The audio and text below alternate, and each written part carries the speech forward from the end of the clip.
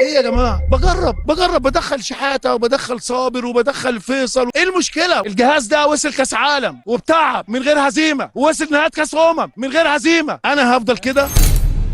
طيب انا استنيت لما الجو هدى شويه وقلت انزل بحلقه مختلفه. في فتره تولي فيتوريا منتخب مصر اتسال حسام حسن عن فرصه التاهل لكاس العالم 2026 ورايه في المنتخبات اللي المنتخب هيواجهها. بفضل الله الوصول كاس عالم هيبقى بطريقه مريحه ان شاء الله. المنتخبات اللي موجوده كلهم مستوى ثالث رابع، يعني اقرب حد ليك مستوى ثاني او ثالث. طب ايه اللي حصل؟ ليه رايه اختلف لما درب المنتخب؟ وليه معظم الناس دلوقتي حاطين على كابتن حسام حسن والافيهات شغاله بقى؟ منتخب مصر هيروح المغرب ويرجع العيشه وهناخد بطولات بعد شعر راسه. بس الحقيقه غير كده خالص، وفعلا المنتخب عامل اداء سيء جدا ومفيش شكل واضح في الملعب. بس انت سمعت حد بيتكلم فني؟ البرامج كلها نست الشغل الفني والكلام كله بقى على تصريحاته وخصوصا على محترفين، وان منتخب مصر عنده 2 محترفين وربع، وهي واضحه وصريحه ان هو قصده مصطفى محمد، وده فعلا تصريح غلط في وصفه وما ينفعش يتقال بالشكل ده. بس هل كان قصده التقليل منه زي ما خدتها الناس والصفحات اللي ما بتصدق تلاقي اي حاجه وما بتسميش، مع انك لو كلفت خاطرك وكملت الجمله اللي بعدها هتفهم قصده ايه؟ احنا ما عندناش غير 2 محترفين فقط عشان ما نضحكش على بعض. عندنا 2 وربع، عندنا محمد صلاح وعمر ومصطفى محمد، يعني سطر وسطر. الراجل هناك لو خد الفرصه هيكسر الدنيا. لفظ ربع ما ينفعش يتقال ولا يطلع من كابتن حسام، لكن كفكره عامه هو معاه حق. ثانيه واحده بس اصبر عليا. القصد هنا انك كمحترف اللي يفرقك عن اللاعب المحلي انك بتلعب في مستوى تاني، لكن هنا في حاله مصطفى محمد هو ما بيلعبش بانتظام مع فريقه، ففي الوقت الحالي ما يفرقش اي حاجه عن اللاعب المحلي. لكن برضه زي ما هو قال لو لعب هيكسر الدنيا. الموضوع كان نفس فكره تواجد النني اساسي مع منتخب مصر وهو ما كانش بيفارق دكه ارسنال ومسمينه محترف ونيجي نتفاجئ بالمستوى بتاعه. لكن المشكله ما كانتش في النني، احنا اللي عايزين نحس ان احنا عندنا لعيبه محترفه بالعافيه. بس ده ما يخلكش تيجي تقول لي كمدرب ان انت عندك محترفين فادائك ضعيف ليه وانت ما عندكش حرفيا غير صلاح ومرموش. ده كلام كبير يا شرنوبي. يعني الراجل ما كانش قصده يهينه؟ امال مطلعينه ترند ليه؟ تكونش الجان وصفحات مدفوعه؟ هقول لك كلنا عارفين ان حسام حسن مش من المدربين اللي بتعرف تتكلم قدام الكاميرا وما بيقدرش يتحكم في نفسه، وممكن اي حد يسحبه للمنطقه دي، وبصراحه هو بيديهم الفرصه لده رغم ان هو تقريبا ما غلطش في تصريحاته. ما غلطش ايه يا عم؟ ده هرينا زعيق وشويه وهيقوم يضربنا. انت منهم ولا ايه يا شرنوبي؟ هقول لك عيب عليك، بس انت هتعرف سبب العصبيه دي قدام. انا بس بحاول افكر معاك بصوت عالي. انا فعلا نزلت بوست تريقه على تشكيله منتخب مصر قصاد الروس الاخضر على البيج بتاعت الفيسبوك لو انت متابعها يعني. اهدوا شويه على بلدكم. خليكم زي الشعب الطيب. لا والله يا كابتن حسام انا بحبها، دي ام الدنيا. شوف يا ملك، انا مقتنع تماما ان احنا ما بنقدمش اي كوره ولا لينا شكل واضح في الملعب، بس في نفس الوقت هل حسام حسن جاي عشان كده؟ يعني احنا جايبينه عشان يلعبنا كوره؟ اصبر قبل ما تجاوب، انا عايزك تمشي معايا. حسام حسن كلامه صح حتى لو ما يقصدوش، وفعلا احنا عندنا عوده الخواجه. انا مش عايزك بقى تعمل زيهم وتلخص اداء المنتخب في المدرب بس، لان الموضوع اكبر من كده بكتير. تصريحات حسام حسن رغم عبثيتها لكن فعلا حقيقيه، وتقريبا لخصت حال الكوره المصريه اخر 3 سنين. وهقول لك ازاي. ما انت لو كنت اتفرجت على حلقه حقيقه اتحاد الكوره كنت زمانك قاري مشهد من بدري، وهتعرف ان المشكله مش في المدرب ولكن في المنظومه كلها. بس مش مهم، ملحوقه. اسمع كده وقول لي حسام حسن يقصد مين. قبل كده كنتوا بتفكروا في مدرب اجنبي طلع 1 ولا 2 مصريين. لو مدرب اجنبي كنا عملنا له تمثال. ده بص بقى النباهه، شفت الذكاء، شفت الجمال. هيجي بقى يطلع لي واحد يقول ايه حسام حسن تصريحاته. لا انا بقول لك انا هعمل زي المدربين الاجانب، هي كده وهشتغل كده عشان بلدي. هو يقصد كيروش، لان دلوقتي الناس كلها بتقول ولا يوم من ايام كيروش، وان الراجل ده ما كانش ينفع يمشي، ما عدا الاعلام القدير الكابتن اللعيب، وهو الوحيد اللي مقتنع ان كيروش فشل طبعا. وانت عارف ليه؟ احنا دلوقتي بنقيم تجربه كيروش بالنجاح، كنا بنتمنى انها تستمر. ايوه بس ايه علاقه حسام حسن بكيروش بعقده الخواجه يا شرنوبي؟ هقول لك مشكلتنا اننا بننسى. بس معلش ثانيه واحده افكرك.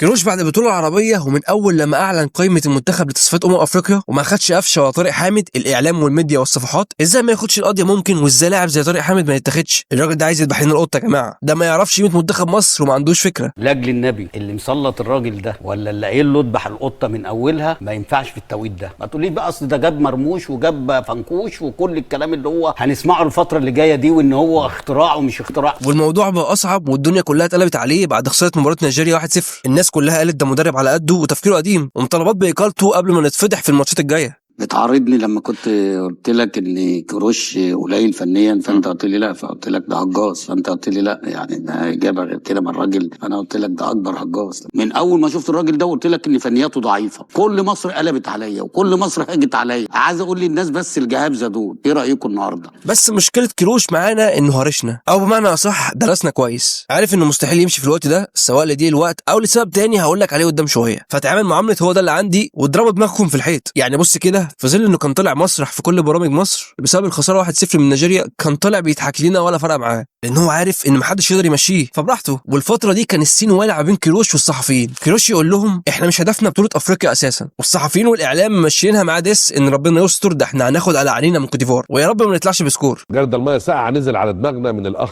كيروش. فرقتك ما تطمنش، احنا عمالين نساند وربنا يكرم وان شاء الله نعدي. بس المشكله بقى احنا عدينا، اي فرقه هتيجي تلعبنا لو عندها شويه تنظيم وعندها كام لعيب كويس هيكسبونا. وحرفيا المتوقع ان احنا كنا نطلع من دور 16، لان في الوقت ده المنتخب كان اداؤه ضعيف ومتفكك، الى ان جاءت تصريحات محمد صلاح اللي هدى الجو شويه وقدر يجمع الناس ويبعدهم عن فكره الاهلي والزمالك اللي كانت منتشره في الوقت ده. الجماهيريه بتاعه المنتخب ما بقتش موجوده زي الاول، حاجه قسمت المنتخب، قسمت الكره المصريه عامه. عشان المنتخب يكسب خليه كوره منتخب مصر. والخناقه بين الاعلام وكيروش استمرت طول البطوله لحد ماتش السنغال في النهائي. الاعلام يقول له منتخب مصر ما بيلعبش كوره، وكيروش يقول لهم ده اللي عندي. نشكر احمد مجاهد عشان جاب لنا كروش. جاي النهارده تقطع في كروش؟ انت بتغير في كلامك؟ مين اللي بيقطع في كروش؟ انت تخسرك البطوله العربيه، انا قلت كده، خسرك البطوله الافريقيه وعمال يضحك علينا. انا جاي عشان كاس العالم، انا جاي عشان كاس العالم، هوديكوا طب وساكتين وقافلين بقنا. طبعا احنا نسينا الكلام ده كله. فهمت دلوقتي ليه حسام حسن كان بيقول ما بيجيش معاكم غير كده؟ انا هعمل زي المدربين الاجانب، هي كده وهشتغل كده عشان بلدي. وهو هنا قصده مش علينا وانت بس، قدام شويه هتعرف هو قصده على مين. فكره المرتب اللي قالها حسام حسن وانه بياخد اقل من الاجانب سواء فيتوريا او ميكالي صح بنسبه كبيره في جزئيه معينه، ودي فعلا تجنن اي مدرب، وكابتن حسام ما اتكلمش وقتها. وهتظهر لك عبث المنظومه. ميكالي مدرب المنتخب الاولمبي رد عليه رد منطقي ان المرتب ملوش علاقه بالجنسيه، هو بالكفاءه والانجازات وانه درب في اعلى مستويات، وده ميكالي معاه حق فيه لان مستوى ميكالي بعيد عن اي مدرب مصري، وعشان كده احنا المفروض بنجيب الاجنبي. ولكن كابتن حسام ما كانش يقصد كده، هو قصده انت ازاي تدفع مرتب اعلى لمدرب المنتخب الاولمبي اللي هو اساسا هدفه يخدم المنتخب الاول. انتوا عندكم واحد اسمه فيتوريا ولا ميكالي، هو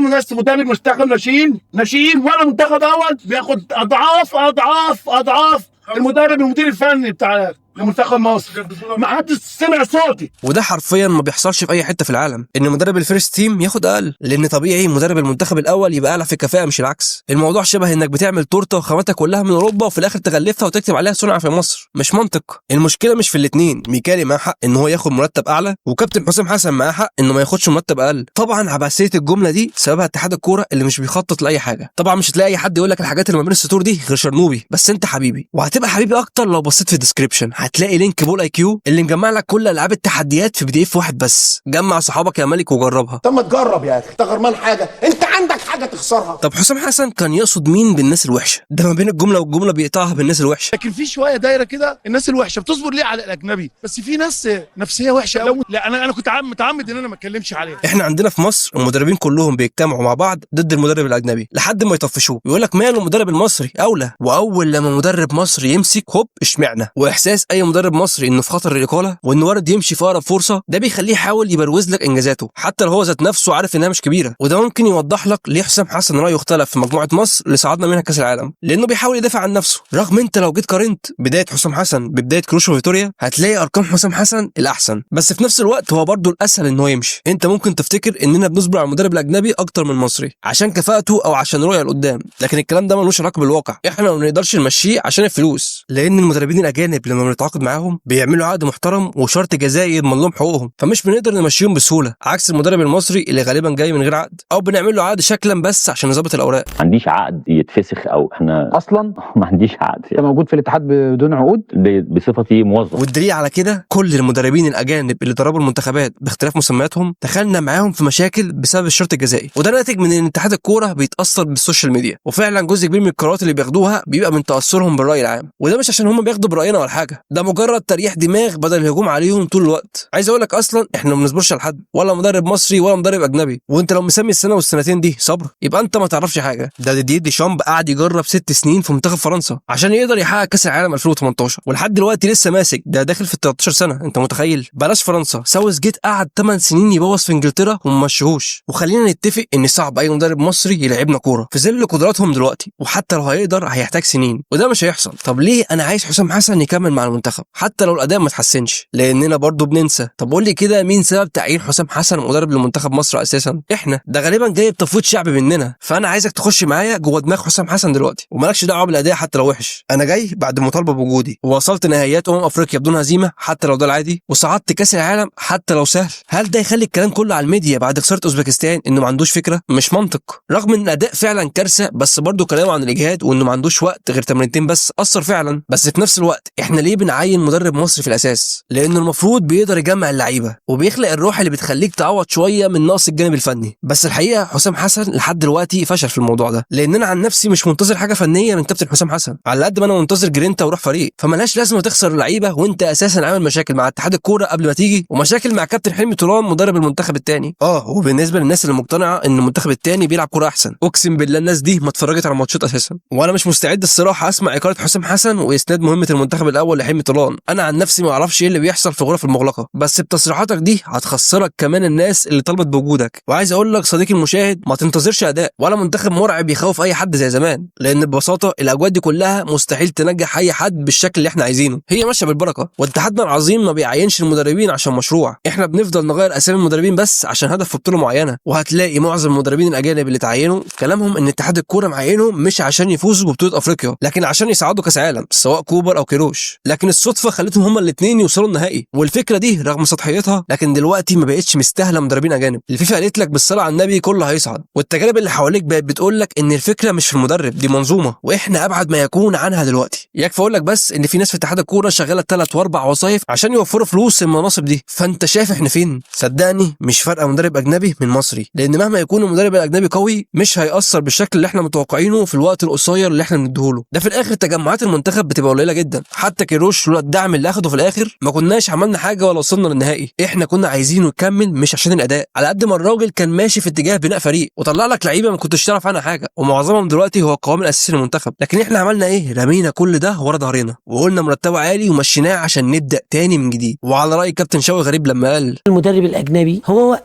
بيجي يقضيه، بتحصل مشكله ياخد الشرط الجزائي ويمشي. وطول ما انت ما عندكش مشروع طويل لقدام يبقى خلي كابتن حسام يخلص تجربته بشكل كامل، وبعد كده احكم عليه. ما تجيبش مدرب اجنبي وخليك في المصري، مش عشان المدرب المصري قوي ولا حاجه، لا، لان احنا المفروض بنستعين بالمدرب الاجنبي وبندفع له مرتب عالي بالدولار عشان نستفيد من خبراته ومستواه العالي ونطور شكل المنتخب، مش عشان يدربنا في بطوله افريقيا ولا صعدنا كاس عالم بس. معلش يعني ما تبقاش شحات وعايز عيش فينه، انت ما عندكش حاجه تطورها. فلحد ما يكون ده موجود سيب حسام حسن يكمل. فشل هات علي ماهر، فشل هات اي حد تاني، لحد ما يبقى عندك رؤيه واضحه للمستقبل، وبعد كده اصرف دولاراتك براحتك على الاجانب. وبدل ما تضيعها كل شويه على شروط جزائيه للمدربين، اصرف الدولارات اللي بتجيلك على تقويه المدربين المصريين، اعمل لهم دورات معايشات، خاصه ان دلوقتي صعود كاس العالم ما بقاش انجاز، بقى في المتناول. واتمنى ان صوتي يوصل وانت تقدر تساعدني بانك تشير الحلقه دي في كل مكان. بس كده، انا شرنوبي، اشكركم على حسن الاستماع، ولو في موضوع جه في دماغك وعايز نتكلم فيه ابعت لي انستجرام. والى اللقاء في سهرات قادمه،